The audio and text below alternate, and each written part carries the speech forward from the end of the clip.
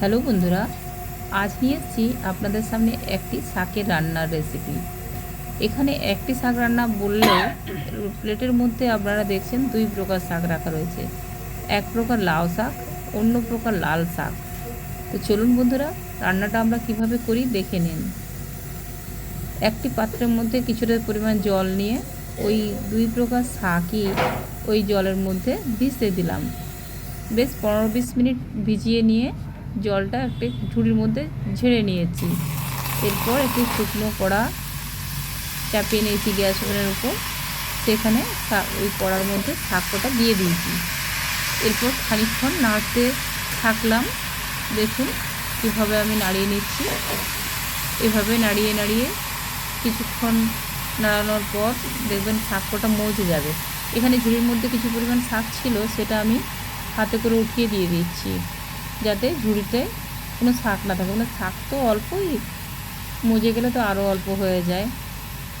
তো যাই হোক, অল্প অল্প দুই প্রকার শাক থাকায় একসাথে দুটো শাক মিলিয়ে রান্না করছি এখানে। তো ওপর থেকে একটু নুন দিয়ে দিলাম। নুন দিলে এমনি শাকটা তাড়াতাড়ি মজে যাবে এবং সেদ্ধও হয়ে যাবে তাড়াতাড়ি। সেদ্ধ হয়ে গেলে দেখুন কিভাবে করি সেদ্ধটা। আর শাক সেদ্ধ হয়ে যাওয়ার পর কিছু প্রসেস আছে, যে প্রসেসের মাধ্যমে শাকটা অনেক স্বাদিষ্ট লাগবে বানানো হয়ে গেল। দেখুন, একটা ওপর থেকে ছোট্ট প্লেট ঢাকা দিয়ে দিয়েছি, যাতে শাকটা সুসেদ্ধ হয়। একবার চেক করে নিচ্ছি। দেখুন কত পরিমাণ জল বার হয়েছে শাকের থেকে। আর এটা আমি সিম আঁচেই শাকটা বানিয়েছিলাম। গ্যাসের ওভেনটা একদম সিম করে রেখে দিয়েছিলাম, যার কারণে ধীরে ধীরে হচ্ছিল এই শাকটা সেদ্ধ। আর বেশ অনেক পরিমাণ জল বার হয়েছে। ফের দেখলাম শাক সেদ্ধ হয়নি, তাই আমি আবারও প্লেটটা ঢাকা দিয়েছি। আবার 5 মিনিট পর আমি প্লেটটা খুলে দেখে নিচ্ছি একবার। দেখছি হ্যাঁ, অনেক পরিমাণ জল শুকিয়ে গেছে, একদম কম হয়ে গেছে। এই শাকটা 2-4 বার নাড়াচাড়া করলে দেখুন জলটা শুকিয়ে যাবে। আর দেখুন এদিকে শাকটা চেক করে নিচ্ছি, শাকটা সেদ্ধ হয়ে গেছে।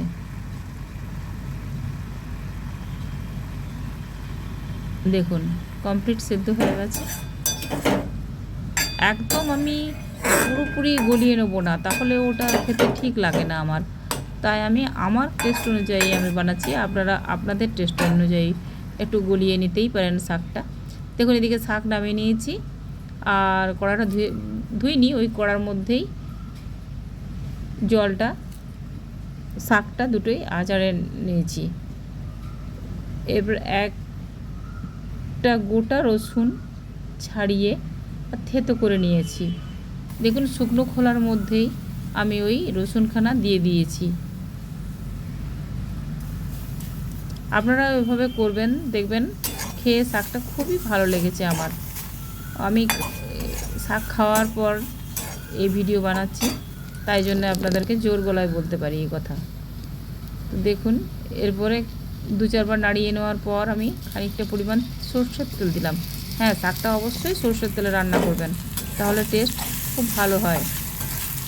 এরপর সরষের তেলে বেশ খানিকক্ষণ নাড়িয়ে নেবো আমি ওই রসুনখানা। দেখুন কড়ার মধ্যে যখন লেগে লেগে যাচ্ছিলো রসুনটা, তখনই কিন্তু আমি সরষের তেল দিয়েছি, তার আগে কিন্তু নয়। তো আপনারা এইভাবে দেবেন। পরে সরষের তেল দেওয়ার জন্য এখানে কোনো কাঁচা গন্ধ উঠবে না সরষের তেলের। আপনারা এই জন্য কোনো ভয় বা চিন্তা করবেন না। আপনারা ভয় পাবেন শাক রান্নাতে কাঁচা তেল দিলে সেটা গন্ধ ছাড়তে পারে, কিন্তু না বন্ধুরা, স্বাদ কিন্তু খুব ভালো হয়। আপনারা একবার করেই দেখুন। এরপর কিছু পরিমাণ কাঁচা লঙ্কা দিয়ে দিয়েছি। আর এই রসুন আর কাঁচা লঙ্কার ফ্লেভার খুবই সুন্দর লাগে। তার উপর অল্পটুকু পেঁয়াজ ছিল আমার রাখা, কুচিয়ে, সেটা আমি দিয়ে দিলাম।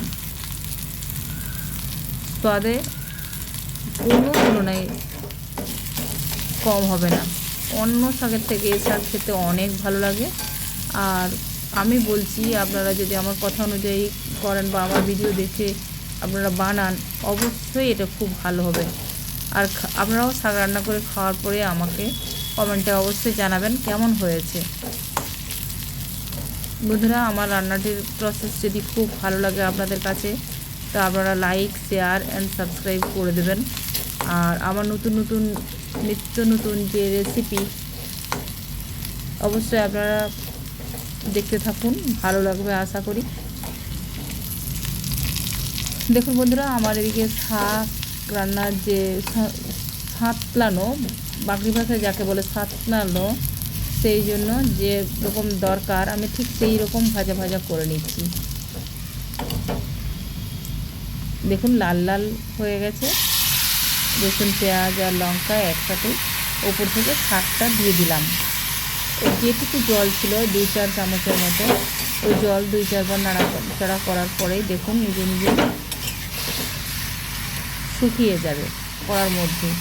দেখুন বন্ধুরা, আমার শাকটা খুবই সুন্দর শুকিয়ে গেছে। জলটুকু যেটুকু ছিল ওপর থেকে অল্পটুকু স্বাদ অনুযায়ী আপনারা কম বেশি করতেই পারেন।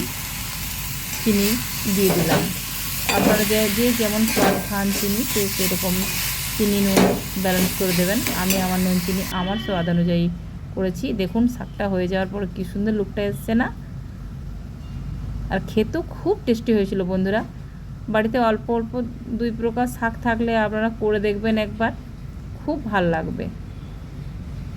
নমস্কার বন্ধুরা, আমার ভিডিও ওয়াচ করার জন্য।